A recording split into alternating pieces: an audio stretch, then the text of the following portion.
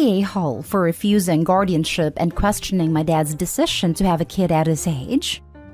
Quick background. I am 37 female married to 37 male. We have 4 kids ranging from age 4 to 12. My dad is 65 male and on his 3rd marriage. My mom is the same age as him. His second wife is 50 and his current wife is 40. He had 2 kids during his second marriage, 17 male and 15 female. And now he has a 6-month-old. When the 15-year-old was born, my husband, fiancé at the time, and I were named in my dad's will that we would raise my siblings if the worst happened and they were orphaned. We were fine with this, and we still are fine with it. There is no doubt that if this scenario were to come to pass tomorrow, it would be extremely hard. But my siblings are now teenagers, so there would at the very least not be much physical hands-on care. Plus, the responsibility would only last technically for 3 more years. This is obviously not the case with the baby. If the worst happened tomorrow, we'd be starting all over. My husband and I agreed to no more babies and have taken the necessary measures to ensure that. And with our youngest finally fully trained, we are thrilled with a diaper-less future ahead of us. So, my dad told us a few weeks ago that he updated his will and naturally named us as guardians for the baby. I said he'd better change it then, because absolutely not, and outlined the reasons above. Dad didn't take it well. He said it was really unfair that I was favoring some siblings over others. I reiterated that was not the case, though I do of course have a much closer relationship with my teen siblings than with my baby sibling. He's cute and all, but I've got my own kids to focus on. My personal situation is just very different than it was 15 years ago. I told my dad to ask people on his wife's side of the family, and he doesn't want to because he doesn't feel they'd respect his wishes for raising the kid the way I would. I said I'm sorry, but I'm just not able to make this level of commitment. Then Dad started complaining that it's not fair. Due to his age, he really needs the assurance that his kid will be in good hands. So I quipped back, due to his age, he shouldn't have gone and had another kid. Dad responded that was a nasty thing to say and hung up, and things have been strained ever since. I guess I could have been a little nicer, but I do stand by what I said. I am not in a position to commit to this. And frankly, having a baby at his age was dumb, and he should have thought it through better. Am I the a-hole for my refusal to be a guardian and for sharing my thoughts on my dad's choices? Now for the top comments. Not the a-hole and your dad is crazy to assume you'd still be willing/able to take on that kind of responsibility in your mid-30s with a house full of your own kids. I would really like to know if his wife was consulted on this decision at all.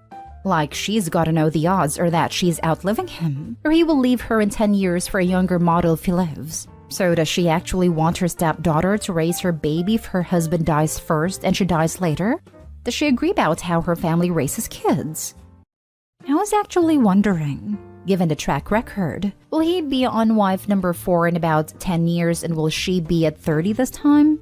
If so, he will probably try and have another baby. Not stay home. You should have thought about this before having a child. People shouldn't feel free to dump their kids on others. The good news is that his wife is almost her age, so it's unlikely she will die before the kid reaches adulthood. I know it's unlikely, but bad things happen. That's why we make these contingencies in the first place.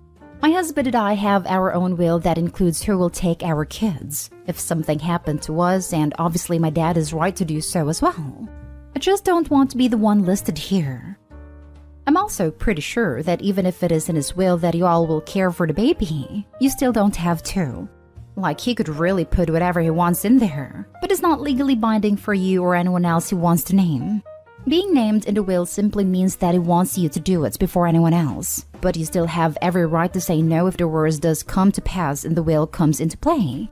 Instead of arguing about whether you're on the will or not at all, your conversation with him should really follow the lines of, Dad, you can totally name me in the will if you really want to, but you have to understand that I will say no if it comes to pass. By naming me, all it's doing is leaving this child without a real plan, and could possibly land them in foster care, / in the system instead of with family or any other person you trust. I think it would be smarter and everyone's best interest to find someone else who is already willing and name them instead. Next story is titled, Am I the a-hole for refusing to call my 8-year-old half-uncle, uncle? So, my family is kind of a mess.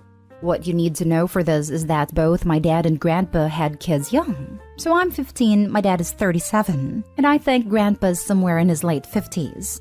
Grandparents divorced when I was a kid, and 2 years later, grandpa remarried. His new wife, who's younger than my dad, brought a kid to the marriage, and suddenly had a step-uncle. Let's just call him Brian. When we first met, the kid was like 4 or something.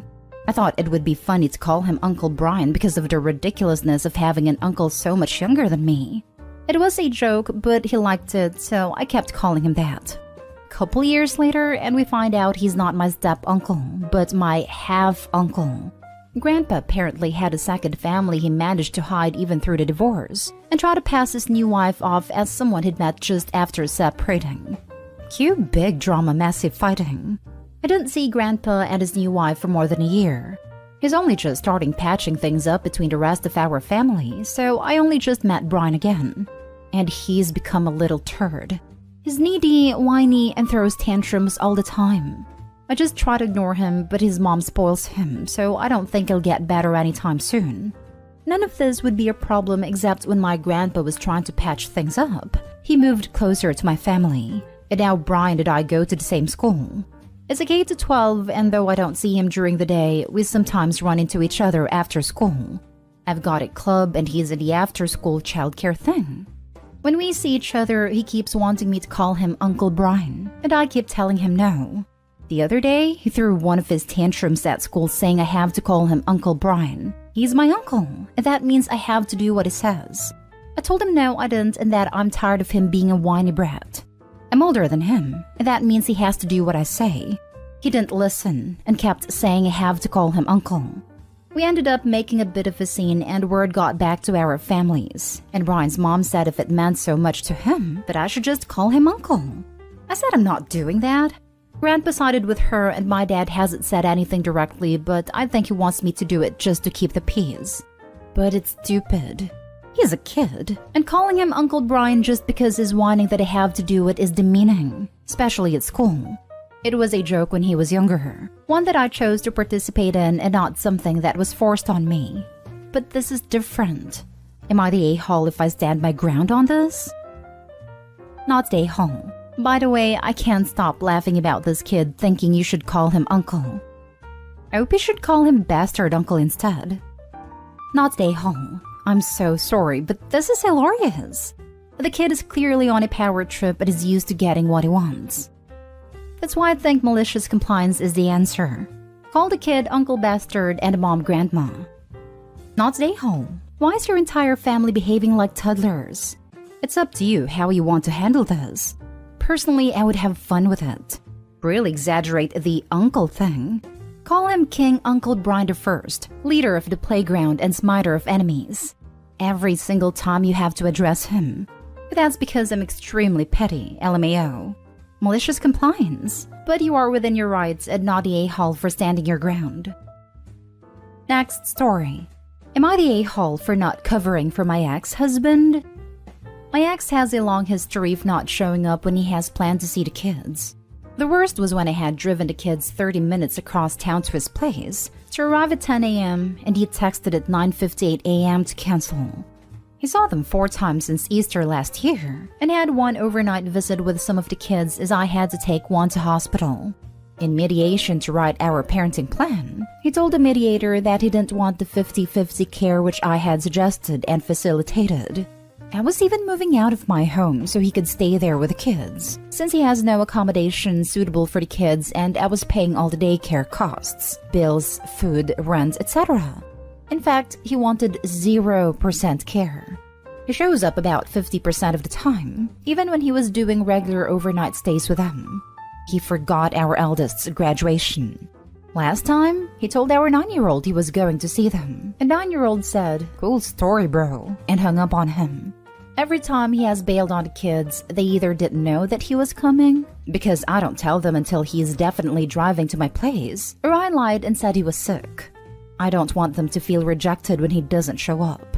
The kids have unlimited access to be able to contact him, and I have helped them organize birthday presents, Christmas presents, and Father's Day presents for him. There is definitely no alienation coming from me. I want him to see the kids because he is important to them. And they love him. And his own father pretty much ignored him, and I know how much he hurts because of that. Swearing to never do that to his kids. Yesterday, the 4-year-old called him on Messenger and asked him to go to the park. 4-year-old came and asked me. I replied, yes, of course. After lunch is fine. And the other kids finished school at 2:30 and would love for you to pick them up. I have moved, and he didn't have my address, so I texted it to him. At 2:20, I messaged again, asking if he was coming, and he replied that he didn't get my message, so figured I had ghosted him. After dinner, the 4-year-old didn't want to go to bed because he was waiting for his dad still.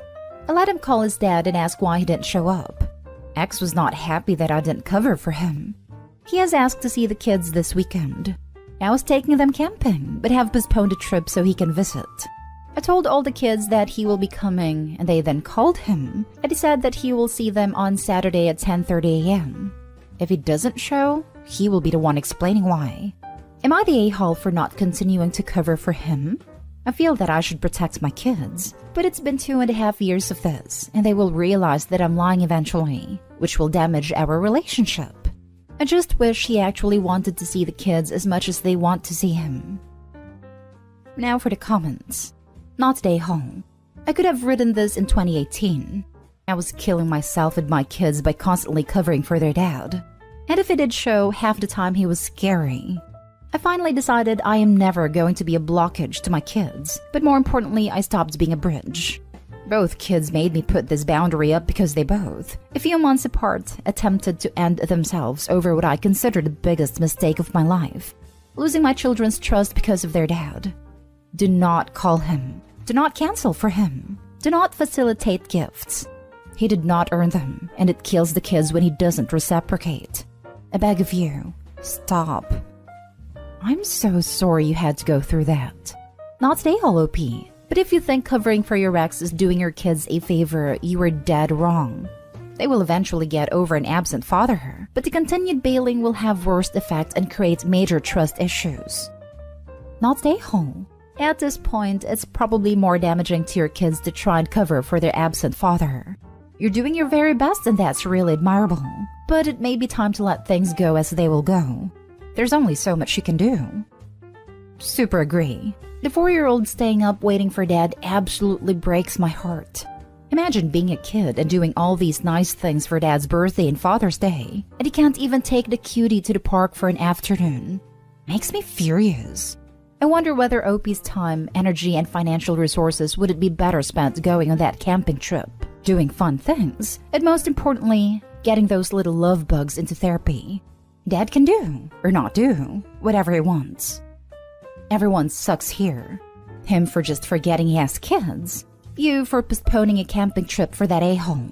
He ain't gonna show, you know that. So why tell him yes? You should have told him, sorry, we have plans. We went camping last weekend and will go again the week after. The trip was just to a friend's farm, and the kids are pretty tired from last week too, so they are happy to miss it. Last story. Am I the a-hole for not inviting my stepmother to wedding events and explaining to my other family why she isn't there? Ever since my dad remarried, I haven't been a huge fan of my stepmom. She's overly religious, narcissistic, and rude. For example, when I left to college, I left the church she believed in, and she flipped out about me not going. She makes assumptions that I was doing bad things, and sent me rude texts about it. She has ignored me for long periods of time. My fiancé and I have moved in together about a year ago, and she flipped out. She sent rude texts to my fiancé and saying things like, I can't believe you would disrespect our family and lie to us. I didn't lie. And no, you are not welcome home again, and unfriend everyone we know on social media. She has treated my fiancé and I very unfair and poorly regarding the fact that we are not doing what she wants, and she doesn't consider the fact of how successful we both are. We are old enough to take care of ourselves. She has also purposely separated me from my family that still cares about me. She hasn't spoken to me in years. Not about birthdays, holidays, engagement, nothing.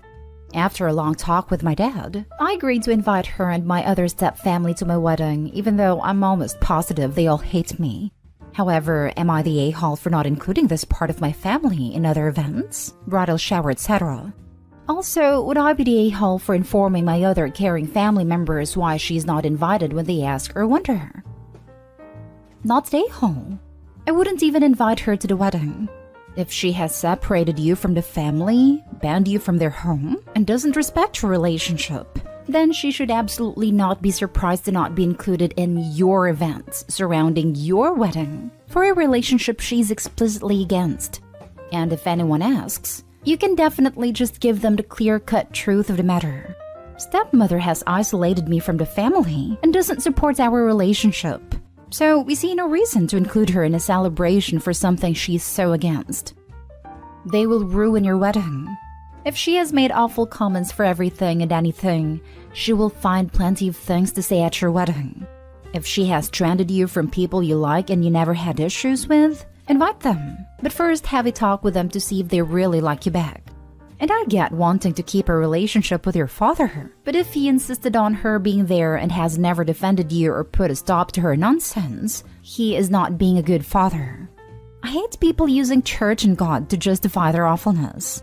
I've yet to find a religion that, if followed correctly, doesn't condemn that kind of behavior. That kind of people really like to nitpick. They love to see the mote in one's brother eye while ignoring the beam on their own. Those people are best dealt with their own medicine. Don't know what the religion is, but I am sure you can find plenty of bibliography easily that would help you describe how bad their behavior is. And if they come after you, you use that. They will get harder time to refute you. Of course, they can always go to "you are devil" nonsense. But then the burden is on them. Why are they associating with the devil? Good luck, Opie. You are not the a-hole. Uninvite her. That is my advice. Info. Why is your father allowing her to try to lay down the law for his children? Why did he not nip this in the bud the moment it started up? Does he agree? He doesn't agree, but he doesn't take any stand against her. So your father won't even step up to shield his own children from his overreaching wife. I'd say you're better off without them. Not the a-hole, and I would consider rescinding the invitation too. Not the a-hole. Your wedding, you invite who you like. But if your dad knows what's going on, why is he allowing her to get away with his behavior? Sounds like your dad married and abused her, and hopefully he'll gain some perspective and leave her. Yeah, I wish. He doesn't get it. He chooses her over me, it seems. Other than that, he is a great dad and does a lot for me. Sad.